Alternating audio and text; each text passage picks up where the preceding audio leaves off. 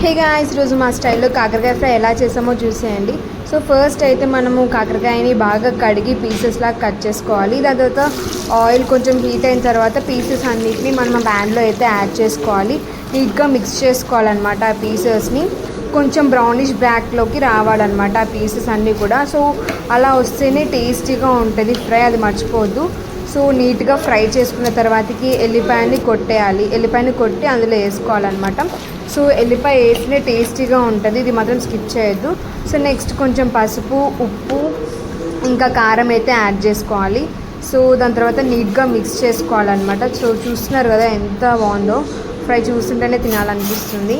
So నీట్గా mix చేసుకున్నాక ఇది మాత్రం స్కిప్ చేయొద్దు, కొబ్బరి పొడి అనమాట. సో కొబ్బరి పొడి వేసుకున్న తర్వాత నీట్గా మిక్స్ చేసుకోవాలి, చాలా బాగుంటుంది అనమాట కొబ్బరి పొడి వేస్తే. సో చూస్తున్నారు కదా ఎంత బాగుందో ఫ్రై చూడడానికి. సో దీన్ని మనం ఒక బాక్స్లో స్టోర్ చేసుకోవాలి. ఒక 1 వీక్ వరకు అయితే తినొచ్చు ఈ కర్రీ కాదు, ఫ్రైని. చాలా టేస్టీగా ఉంటుంది. సో ఈ వీడియో నచ్చితే కనుక ఒక లైక్ చేసుకొని సబ్స్క్రైబ్ చేసుకోండి. Bye guys.